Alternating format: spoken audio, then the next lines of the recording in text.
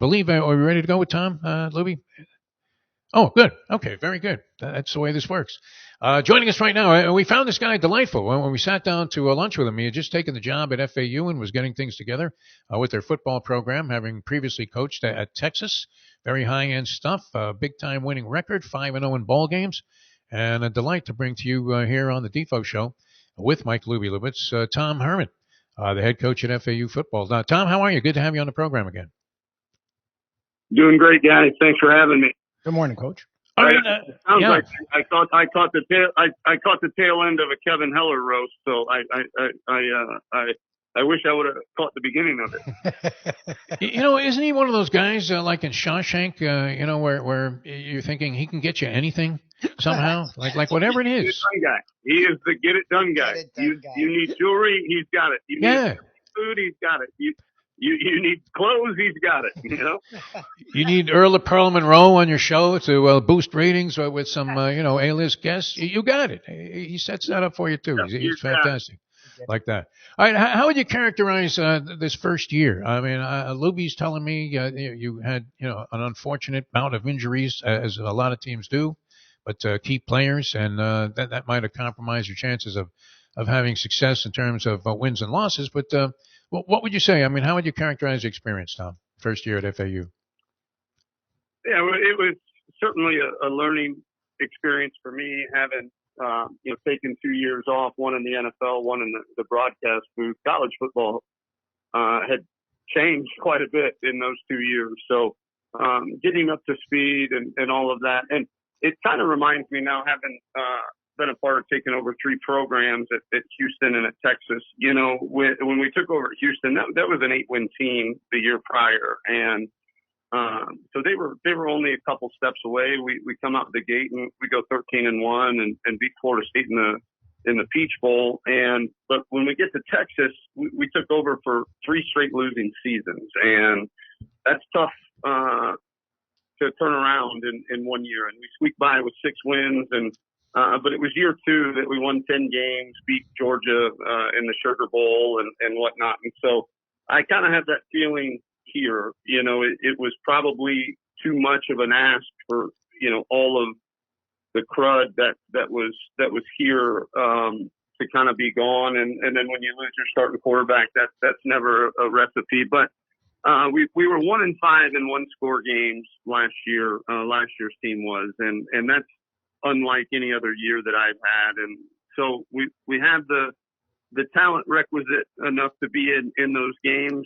We didn't quite have the culture to get us over the top, or the talent to just, completely dominate guys. But the one good thing about the transfer portal is that after year 1, we can kind of get rid of anybody we want, and they can kind of go wherever they want. And so we had this first team meeting in January, and I told the guys, I said, this is a beautiful scenario, because you guys have spent a year with us, and you could have gone anywhere in the country and you chose to come back. And guess what? We could have cut every single one of you, and we chose to keep you. So we are all here. We're all eyes wide open. We're not, this coaching staff isn't stuck with a roster. You're not stuck with a new coaching staff. So it really does feel finally like our team full of a bunch of guys that really want to be here. What's interesting, Coach, is things have changed. It's funny, in 2 years, it felt like the sport changed 50 years. NIL went from being not only introduced, but overtaking the sport. The transfer portal went from sort of being there to becoming literally free agency. And it feels like it's affected every team, whether good or bad, be it keeping your own players, like you're saying, going and getting new players. Recruiting is literally right when the portal is, so it's a whole thing. And I know the NCAA is working on that right now. But we've literally seen coaches that were head coaches running from the sport. Your predecessor at FAU, Charlie Partridge, a good friend of ours, was with Pitt a long time, loved his job, and said, you know what? Personally, literally told me I just couldn't do it anymore. And he's now a defensive coach with the Indianapolis Colts in the NFL, because it's so funny, but the NFL seems simpler than college football. You're a guy that was out, now in, trying to figure it out. How has it been trying to figure out NIL, transfer portal, and still coach? Yeah, well, it used to be that the NFL it's always had a much better quality of life for a coach, but the job security wasn't near what it was in college. Now that's changed. I mean, they fired guys in the middle of their second year in college football recently, and so I think you look at that quality of life. I mean, when I was with the Bears, it was, for 2 months in the off season, Monday through Thursday, 8 to 4, had every weekend off. My phone didn't ring with any recruits. So it's a good life. It really is. And, but to your point, I don't think it is a small thing. For the first time in history, of this great game, we've had 5 acting Division I head coaches quit their job to go do something other than be a head coach. And that's scary.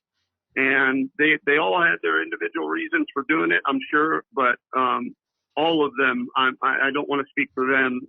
Where college football is heading had something, if not everything, to do with it. And unfortunately, if we're going to keep digging our heels in, as administrators and calling these guys students and not employees, they're going to lose every lawsuit thrown their way. And, the sooner we allow multi-year contracts, and we get everything out in the open that is in the open. Because right now, you think that the NFL teams are owned by 32 billionaires. Well, 31, and then the Packers are publicly owned. But if you came to them and said, hey, you're going to have 85 guys on 1-year contracts with player options every 6 months that they can get out of their contract, they would laugh at you in the face, and say that's the worst business model in the history of business models. And so, but that's where we're at right now in college football, and hopefully it changes soon, because it is certainly untenable at this point. Tom Herman, our special guest. He's the head coach at FAU, great American as well, and interesting, well-rounded individual. One of the things, and you have spring football coming up, and it's one of the things that you wanted to discuss here on the show. And as a guy that always had underwhelming results in terms of trying to impress coaches, that I should be moving up on any depth chart, whatever sport I was playing. I'm always curious about how open, when managers will tell you going into spring training, oh, geez, it's an open competition at first base, but they already have their guy. And even though you think it's, the other guy outplays him badly, hits 300 points higher, more home runs, and still the original guy gets the job. How open are you to being impressed by people? And how often does it happen where somebody that you maybe had given little consideration to as being an upcoming factor on your team just blows you away in spring? Or is it a time where you can actually make advances on the roster? Absolutely. Yeah. I'm thinking out loud here, and, I've always been, egalitarian, if you will, when it comes to practice and a little bit in training camp. But now you got to wonder but that's when every kid was making the same salary too, and you had the exact same dollar amount invested in every kid too. Yeah. So that might change here as things go, but for us right now, no. Training camp is when you earn a job. Spring practice is when you earn a job. That is, at the end of the day, there is an immense amount of competition. Yes, do you have to jog 11 guys out there with the first team, the first day, the first practice? You do. But that's constantly in flux, constantly changing, because to be honest with you, outside of the first week of training camp, once you get past that first week of training camp, you're trying to win a game and get prepared for a season. And, there's not a whole lot of competition past that first week of training camp. And so the depth charts are usually solidified at that point, but there is a lot of competition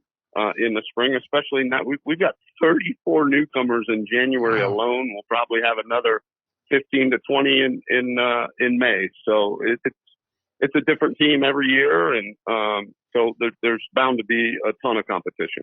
Well, and you keep saying that word, and that's one of my favorite words when it comes to sports, because I think the great players want to be competitors, and it sort of weeds out, the competition weeds out the best from the best, and this and that. But again, now with transfer portal, there's winter, and then after we start, then there's a spring window. How much does that come into play? Because to me, I know you sort of have to treat players differently, and players have earned respect. They should be treated like human beings, obviously.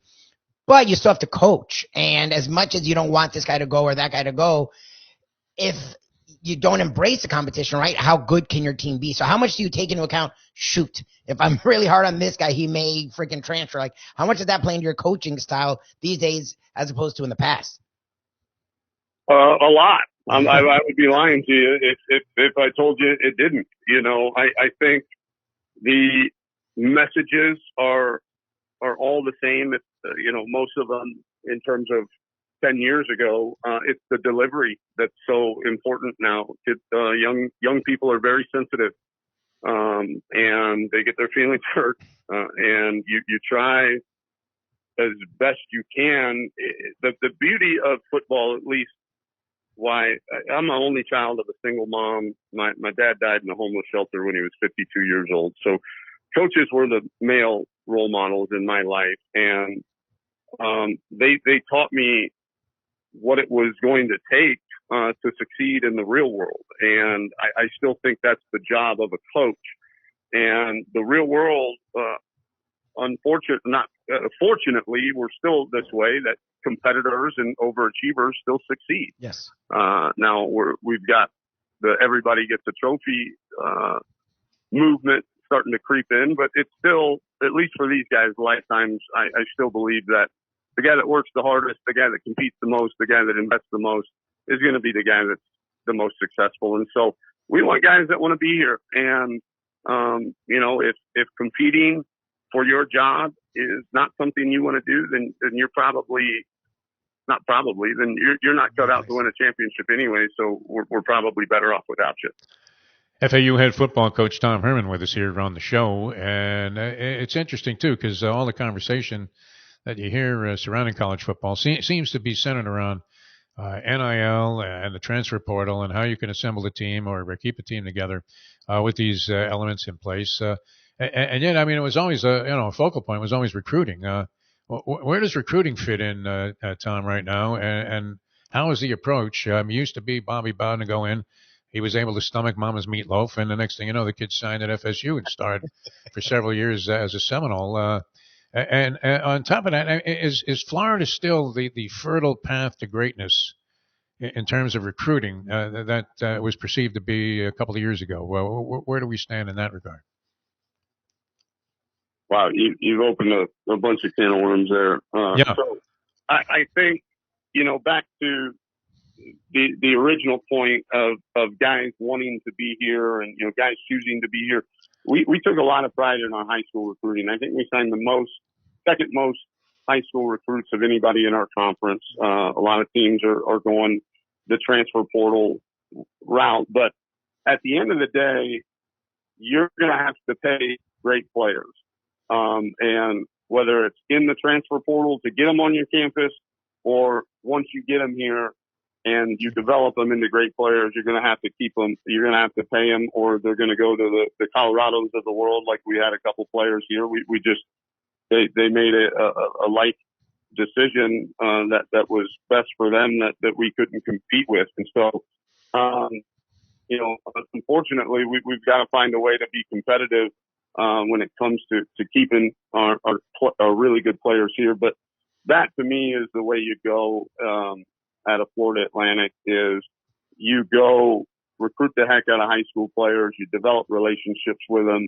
Go back to what Gino Ariema said. We're all trying as coaches to adapt to the current young person, but it's hard. That takes time. That takes relationships. And when they're always looking over their shoulder and they could be gone in 6 months, it's really difficult to build the requisite relationships that you need to coach and get out of people the things that you need to get out of them. And so that those relationships happen a lot in recruiting, I believe. And you look at the American Conference, the championship winning quarterbacks have all been high school signees. And so, we're going to rely heavily on the high school route because that's where relationships are built, and develop them and hope that those relationships plus the added crowdfunding, hopefully that will continue to garner, will be reason enough for our great players to stick around.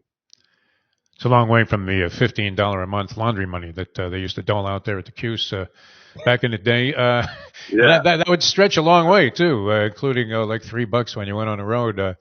Tom, I mean, what kind of expectation should the fans? I mean, what are we going to see from this FAU team this year if things work out in the fashion that you would hope? Well, like I said, last year's team is that I used the word in my talk earlier, and I'm mad. We don't say we referring to last year. It's a completely different team. So last year's team, like I said, was 1-5 in 1-score games. So we had good enough talent to be there, but not superior talent to take us over the top. We had good enough culture to be there, but not superior enough culture to get us over the top. So I think we've upgraded our talent. We've got a transfer quarterback by the name of Cam Fancher that started 2 years at Marshall. He'll be competing with Tyreek Starks this spring, a young guy that's been in the program that really came on towards the end of the year last year. So we feel like we're in a really good spot there. Obviously, losing LeJohntay Wester to Colorado, the nation's leading receiver, hurts. That receiver room is going to look a lot different, in a lot of good ways, though, too. So I think, the one thing I was complimented by everybody that cares about FAU football is they could tell we were playing hard, we were playing smart. We were just lacking a few key pieces, and we think we've addressed that both culturally and athletically. And I think, we're going to make a run at this thing this year. Sounds good. I know you got to run, and speaking of running, but the fans, can they come out and watch some of the spring practices? Of course, I would imagine culminates with an upcoming spring game. Yeah, spring game, April 13th, I know certainly is open to the public. We will have a public appreciation practice. I guess I don't have my calendar in front of me, but just keep your eyes on social media. We'll be publicizing that as well. All right. Always great talking with you. Thanks so much. I'll have to get Kevin Special K to put together another bread breaking ceremony there at Talia's Tuscan Kitchen, because they were great too. Thanks. Thanks so much for being with us. Thanks for having me. Talk soon. All right. All right. Thanks a lot. Tom Herman, ladies and gentlemen. He's a real gentleman, this guy.